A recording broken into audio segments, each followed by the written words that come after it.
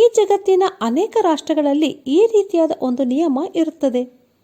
ಅದು ಏನೆಂದರೆ, ಆ ರಾಷ್ಟ್ರದ ಪ್ರತಿಯೊಂದು ಕುಟುಂಬದಲ್ಲಿ ಹುಟ್ಟುವ ಗಂಡು ಮಗುವು 18ನೇ ವಯಸ್ಸಾಗುವಾಗ ಒಂದು ನಿಗದಿತ ಸಮಯದವರೆಗೆ ದೇಶ ಸೇವೆಗೆ ತನ್ನನ್ನು ಒಪ್ಪಿಸಿಕೊಡಬೇಕು. ಅಂದರೆ ಅವನು ಸೇನಾಪಡೆಗಾಗಲಿ, ಜಲಪಡೆಗಾಗಲಿ, ಇಲ್ಲವೇ ವಾಯುಪಡೆಗಾಗಲಿ ಸೇರಿಕೊಳ್ಳಬೇಕು. ಇಂಥ ರಾಷ್ಟ್ರದ ಒಂದು ಚಿಕ್ಕ ಗ್ರಾಮದಲ್ಲಿ ಒಬ್ಬ ತಂದೆಯು ತನ್ನ ಪುಟ್ಟ ಮಗನನ್ನು ಕರೆದುಕೊಂಡು ಸಾಯಂಕಾಲದ ಮೊಬ್ಬಿನಲ್ಲಿ ನಡೆದುಕೊಂಡು ಹೋಗುತ್ತಿದ್ದನು. ಅವರಿಬ್ಬರು ಹಾಗೆಯೇ ಹೋಗುತ್ತಿರುವಾಗ ಕೆಲವು ಮನೆಗಳ ಮುಂದೆ ನಕ್ಷತ್ರಗಳು ತೂಗು ಹಾಕಿರುವುದನ್ನು ಆ ಪುಟ್ಟ ಬಾಲಕನು ಗಮನಿಸಿದನು.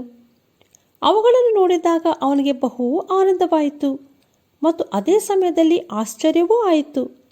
ಪ್ರತಿ ಸಾರಿ ಒಂದು ನಕ್ಷತ್ರವನ್ನು ನೋಡಿದಾಗ ಅವನು ಸಂತೋಷದಿಂದ, ಅಪ್ಪ ಇಗೋ ಇಲ್ಲಿ ಒಂದು ನಕ್ಷತ್ರ, ಅಪ್ಪ ಅಲ್ಲಿ ನೋಡ್ರಿ ಅಲ್ಲಿ ಒಂದು ನಕ್ಷತ್ರ ಎಂಬುದಾಗಿ ಉದ್ಗರಿಸುತ್ತಾ ಬಹು ಕುತೂಹಲದಿಂದ, ಅಪ್ಪ ಆ ನಕ್ಷತ್ರಗಳನ್ನು ಜನರು ತಮ್ಮ ಮನೆಗಳ ಮುಂದೆ ಯಾಕೆ ತೂಗು ಹಾಕಿರುವರು ಎಂಬುದಾಗಿ ಕೇಳಿದನು.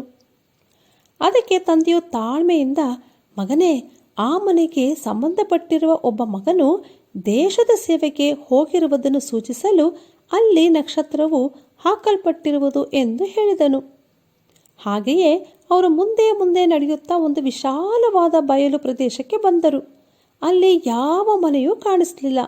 ಆದರೆ ಪುನಃ ಆ ಪುಟ್ಟ ಬಾಲಕನು ಉತ್ಸಾಹದಿಂದ, ಅಪ್ಪ ಅಲ್ಲಿ ನೋಡ್ರಿ, ಅಗೋ ಒಂದು ನಕ್ಷತ್ರ ಇದೆ ಎಂಬುದಾಗಿ ಆಕಾಶದ ಕಡೆಗೆ ಬೆರಳು ಮಾಡಿ ತೋರಿಸುತ್ತಾ, ದೇವರು ಸಹ ತನ್ನ ಮಗನನ್ನು ಸೇವೆ ಮಾಡುವುದಕ್ಕೆ ಕಳುಹಿಸಿರುವನು ಎಂದು ನಿಶ್ಚಿತತೆಯಿಂದ ಹೇಳಿದನು.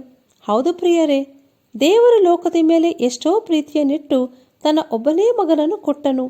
ಆತನನ್ನು ನಂಬುವ ಒಬ್ಬನಾದರೂ ನಾಶವಾಗದೆ ಎಲ್ಲರೂ ನಿತ್ಯ ಜೀವವನ್ನು ಪಡೆಯಬೇಕೆಂದು ಆತನನ್ನು ಕೊಟ್ಟನು. ಇದುವೇ ನಿಜವಾದ ಕ್ರಿಸ್ಮಸ್.